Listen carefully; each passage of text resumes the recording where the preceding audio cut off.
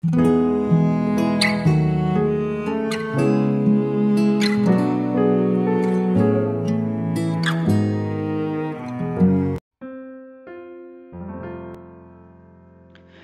salam saudara yang dikasihi Tuhan Yesus, dimanapun saudara berada.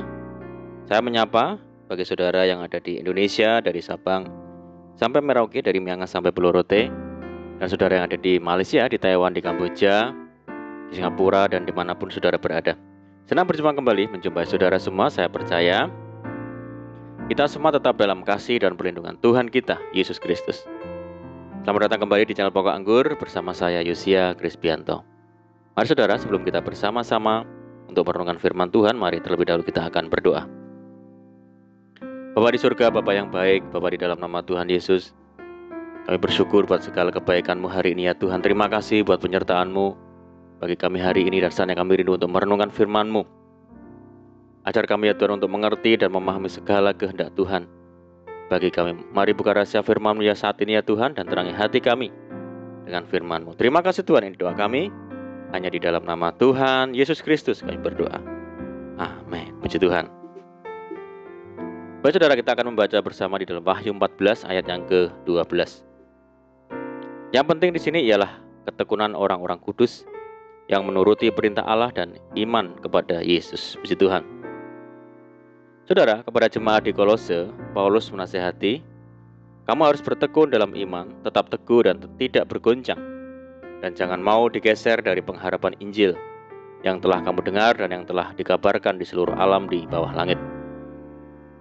Seberapa jauh kita bertekun di dalam Tuhan? Seberapa tekun kita dalam doa, membaca serta merenungkan firman Tuhan? Sudahkah kita bertekun menjalankan ibadah kita?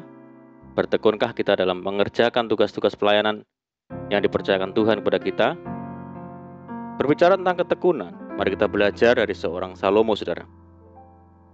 Sepintas, jikalau kita perhatikan, apa yang dilakukan Salomo dalam menjalankan ibadah sungguh terlalu rumit. Ada saja korban yang harus dipersembahkan kepada Tuhan setiap hari. Ada juga yang dipersembahkan pada hari-hari khusus, Sabat, bulan baru, hari raya, dan sebagainya. Meski demikian, Salomo melakukan semua itu dengan sukacita. Salomo dengan tekun dan setia menjalankan ibadahnya kepada Tuhan, tidak setengah-tengah dan tanpa keluh kesah. Kehidupan kita sebagai orang percaya sudah seharusnya mencontoh apa yang dilakukan Salomo, saudara. Bukan saja harus membangun ibadah kita, tapi juga harus memelihara dan menjaga kehidupan ibadah kita. Itu juga membutuhkan ketekunan dan kesetiaan kita. Dalam ketekunan, terkadang mengandung unsur kemauan, yaitu niat untuk beribadah dengan sungguh. Bukan hanya sekedar beribadah atau beribadah hanya sebagai kegiatan mingguan atau kebiasaan saja, namun kita harus menjadikan ibadah itu sebagai suatu kebutuhan, sama seperti orang yang bernafas setiap hari. Mengapa kita harus bertekun dalam ibadah? Sebab di dalam ketekunan selalu ada janji yang Tuhan sediakan. Seperti dikatakan, sebab kamu memerlukan ketekunan, supaya sesudah kamu melakukan kehendak Allah, kamu memperoleh apa yang dijanjikan itu. Pada akhirnya, ketekunan inilah yang menjadi salah satu kunci kesuksesan orang Kristen atau tolak ukur kekristenan kita, saudara. Firman Tuhan menegaskan bahwa apapun jerih payah yang kita lakukan untuk Tuhan tidak akan pernah sia-sia. Salomo dalam Amsalnya berkata, dalam tiap jerih payah ada keuntungan. Banyak orang Kristen yang pada awal-awal mengikut Tuhan tampak begitu bersemangat dan menggebu-gebu di dalam Tuhan. Namun seiring berjalannya waktu, semangat itu tidak lagi tampak. Yang sebelumnya begitu tekun melayani Tuhan, kini mulai kendor. Yang sebelumnya begitu tekun bersaat teduh setiap hari, kini sudah tidak lagi. Alkitab menasihatkan, janganlah hendaknya kerajinanmu kendor, biarlah rohmu menyala-nyala dan layanilah Tuhan. Kita telah kehilangan kasih mula-mula kita kepada Tuhan, seperti yang terjadi pada jemaat di Efesus. Aku mencela engkau karena engkau telah meninggalkan kasihmu yang semula. Tanpa ketekunan, apapun yang kita kerjakan tidak akan pernah membawa hasil yang maksimal.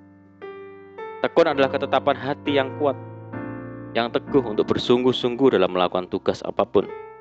Tekun juga berarti fokus, konsisten, dan tidak mudah putus asa terhadap apa yang sedang dikerjakan. Alkitab mencatat, sebab kamu memerlukan ketekunan supaya sudah kamu melakukan kehendak Allah, kamu memperoleh apa yang dijanjikan itu. Orang yang tekun sajalah yang akan menghasilkan buah dan menikmati upah. Sebab ada tertulis, yang jauh di tanah yang baik itu ialah orang yang setelah mendengar firman itu menyimpannya dalam hati yang baik dan mengeluarkan buah dalam ketekunan. Banyak orang Kristen yang sangat merindukan agar janji-janji Tuhan tergenapi dalam hidupnya. Namun hal itu akan sulit terwujud apabila tidak disertai dengan ketekunan kita, saudara. Ketekunan dalam melakukan kehendak Tuhan. Jadi ketekunan adalah unsur terpenting di dalam setiap keberhasilan. Mari saudara, kita tekadkan hati kita untuk bertekun di dalam persekutuan dengan Tuhan, bertekun di dalam mengikut dan mengiring Tuhan, melakukan segala kehendak Tuhan dan bertekun di dalam segala hal di dalam hidup ini. Karena itulah sikap yang dikehendaki Tuhan bagi kita, yang akan membawa kita menuju kepada keberhasilan. Amin, puji Tuhan. Mari kita berdoa. Bapa di surga, Bapa yang baik, Bapa di dalam nama Tuhan Yesus, terima kasih buat firman-Mu ya Tuhan. Ajar kami Tuhan untuk bertekun di dalam segala hal, bertekun mengasihi dan melakukan segala kehendak Tuhan, sehingga keberhasilan akan menjadi bagian bagi kami ya Tuhan. Terima kasih ya Tuhan. Saat ini kami berdoa bagi saudara kami semua yang mendengar program ini, yang di Indonesia dari Sabang sampai Merauke, yang di Malaysia, dan dimanapun saudara kami berada, yang sakit Tuhan sembuhkan. Di dalam nama Tuhan Yesus, yang hidup dalam tekanan, kesulitan, persoalan, mari Tuhan tolong mereka. Bebaskan mereka, berkati dan pulihkan hidup mereka, serta buka jalan di dalam nama Tuhan Yesus. Tuhan memberkati mereka dalam rumah tangga, dalam pekerjaan, bisnis, dan pendidikan, dan apapun yang dikerjakan. Berdoa bagi saudara kami yang hidup dalam ikatan dan belenggu dosa, mari Tuhan lepaskan di dalam nama Tuhan Yesus. Berdoa bagi bangsa kami Indonesia saat ini menghadapi pandemi COVID-19 dan dampak yang ditimbulkan di segala sendi kehidupan. Mari Tuhan berikan belas kasihan Tuhan, sehingga bangsa kami dapat mengatasinya. Pulihkan bangsa kami ya Tuhan. Berkati negeri kami. Berdoa untuk program vaksinasi nasional. Tuhan tolong berikan kelancaran bagi bangsa kami. Dan kiranya kami mohon belas kasihan Tuhan, kiranya pandemi global segera berakhir, sehingga kami boleh kembali lagi hidup normal. Terima kasih Tuhan, ini doa kami percaya Tuhan mendengar seluruh doa kami. Di dalam nama Tuhan Yesus kami berdoa. Amin. Puji Tuhan saudara, kita sudah berdoa. Saya percaya saat ini kita dikuatkan dan diberkati. Mari kita tetap semangat di dalam Tuhan, jangan berputus asa. Kita berdoa, bersuka cita senantiasa, sebab di dalam Tuhan kita sanggup melakukan segala perkara. Selamat malam dan selamat beristirahat. Doa saya menyertai saudara semua. Tuhan Yesus memberkati. Haleluya.